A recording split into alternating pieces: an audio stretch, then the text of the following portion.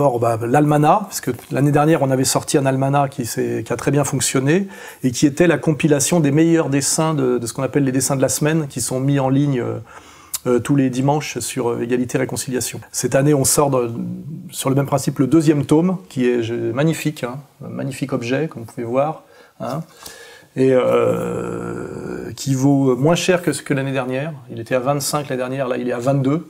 On a réussi à baisser les coûts. Et ça permet à une trentaine de dessinateurs satiriques, hein, il y a la liste là, de pouvoir être publiés et d'exister, sachant qu'aujourd'hui, le dessin satirique a de moins en moins de support, et puis surtout avec la restriction en fait de la liberté d'expression, les gens qui réellement veulent faire de la vraie satire et pas du lèche-cutage déguisé en subversion ont de moins en moins d'espace d'expression. Donc non seulement on leur donne un espace sur Égalité et Réconciliation, mais qui est du virtuel, mais grâce à ça, effectivement, ils sont dans le livre, hein, ils passent à la postérité, ils sont dans le durable, dans le support papier, voilà. Donc les dessins de l'année 2014, l'almanach pour tous, 22 €. Alors c'est piloté, je remercie une fois de plus par notre camarade Zéon, qui lui aussi a beaucoup de problèmes avec la justice en ce moment. Je rappelle que récemment, il s'est fait soulever à 7 h du matin à son domicile pour un dessin pro-palestinien absolument inattaquable.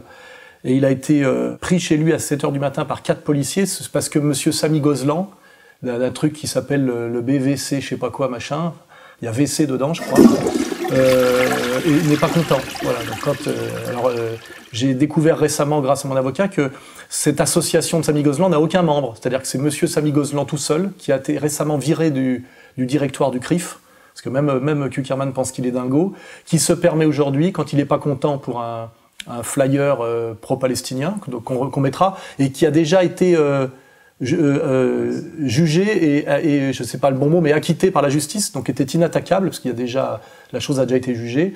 Quand monsieur Gozlan n'est pas content, il envoie la police et la police s'exécute. C'est-à-dire qu'aujourd'hui, c'est de plus en plus visible, on va en reparler pour les autres procès. L'appareil d'État aujourd'hui est directement au service de la communauté juive organisée et du CRIF. En un mot, parlons de ce dîner annuel du CRIF. Qu'attendez-vous du discours de François Hollande ce soir? Il faut qu'un certain nombre de réformes soient entreprises. Surtout, il y a énormément à faire dans le domaine d'Internet, où il est indispensable, me semble-t-il, que des mesures soient prises. Voilà, ils claquent des doigts quand ils sont pas contents et ils envoient arrêter les gens comme en ex-URSS.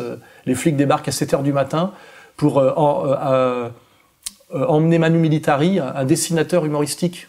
Alors la France prône la liberté d'expression à l'échelle internationale, mais sur le terrain, quand on est vraiment en France et qu'on désire dessiner des dessins qui critiquent le pouvoir, là il n'y a plus de liberté d'expression. On est attaqué par les tribunaux, on est discriminé, il y a toutes sortes d'appareils du pouvoir pour nous faire taire, quoi. Donc raison de plus pour éditer ce petit almanach pour leur mettre au cul, comme on dit, hein.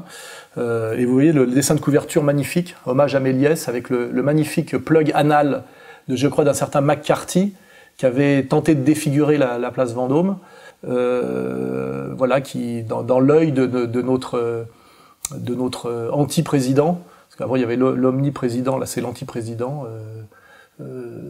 monsieur, comment il s'appelle déjà, qui a un nom bien français, monsieur Hollande. Voilà. On avait De Gaulle avant, aujourd'hui on a Hollande. C'est très symptomatique de l'évolution des choses. Voilà. Donc, voilà, l'almanach pour tous 2014, pour la somme très raisonnable de 22 €. Hein, voilà.